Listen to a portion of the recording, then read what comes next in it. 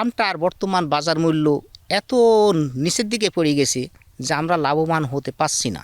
আমার যদিও রূপালী এবং লখনার বাজার আজ থেকে 20 বছর আগে ছিল, যার দাম ছিল 40 টাকা কেজি, এখন তার বিক্রি হচ্ছে 10 টাকা কেজি। তাহলে 10 টাকা আজ থেকে 20 বছর আগে 40 টাকার মূল্য আর 10 টাকার মূল্য সমান হলো। কৃষক এই লোকসানের ক্ষেত্রে অনেকেই বাগান কাটি ফেলছে, কারণ 1 কেজি আম উৎপাদন খরচ পড়ে 25 টাকা কেজি।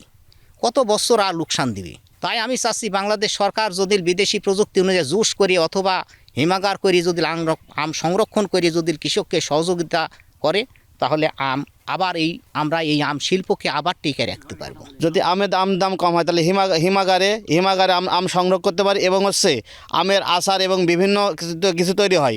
এবং যদি সরকার যদি গভর্নমেন্ট যদি উদ্যোগ নেয়, তাহলে আমরা হচ্ছে আচার বা বিভিন্ন করে আমরা সংগ্রহ করে পরবর্তীতে বাজারজাত করতে পারি, তাহলে কৃষকেরা লাভবান হবে এবং আমাদের জন্য কৃষকের জন্য ভালো হবে। বিগত বছরগুলোতে প্রচুর পরিমাণে লস খেয়েছে, আমের সবচাইতে দাম পড়ে গেছে, যার জন্য এখানকার কৃষকেরা অত্যন্ত হতাশ।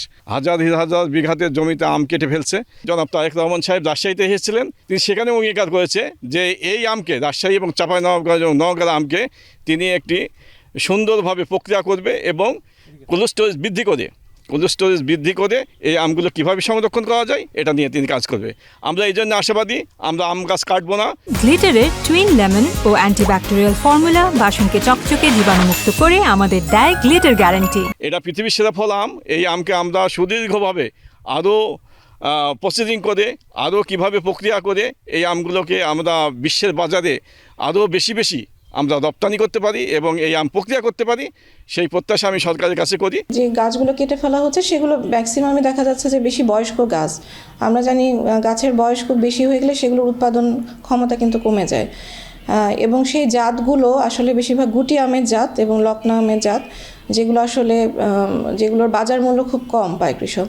তো সেক্ষেত্রে দেখা যাচ্ছে তারা ভালো জাতের আমের জাত উৎপাদনের জন্য কিন্তু পুরাতন যে জাতগুলো যেগুলো তারা দাম পায়নি সেগুলো কিন্তু তারা কেটে ফেলছে। হয় কৃষকরা না জেনে বুঝে কিন্তু কাটতেছে না, হয় তারা ভালো ভ্যারাইটিতে যাচ্ছে যেগুলো দাম বেশি পাবে। হ্যাঁ, আমাদের যে ব্যানানা ম্যাঙ্গো আছে, কাটিমন আছে, হ্যাঁ, গৌরমতি আছে, এই জাতগুলো দেখা যাচ্ছে একটু লেট, খিসাপাত বা ল্যাংড়া আসার পরে যখন অন্যান্য আম থাকে না, তখন কিন্তু এই জাতগুলো বাজারে আসে এবং কৃষকরা কিন্তু গত কয়েক বছরে এগুলো বিক্রি করে কিন্তু বেশ ভালো দাম পেয়েছে।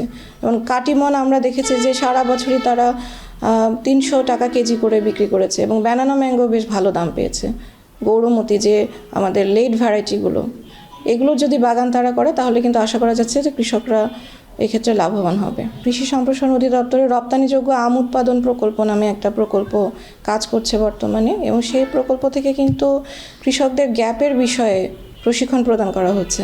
কারণ গ্যাপ সার্টিফিকেট ব্যতি রেখে কিন্তু বিদেশে আম রপ্তানি করা সম্ভব নয়, এবং উত্তম কৃষি চর্চার মাধ্যমে কৃষকেরা যাতে পর্যাপ্ত ব্যবস্থাপনার মাধ্যমে সেই আমটা তারা উৎপাদন করতে পারে, সেই বিষয়ে সবসময় কৃষকদেরকে আমরা প্রশিক্ষণ দিয়ে যাচ্ছি।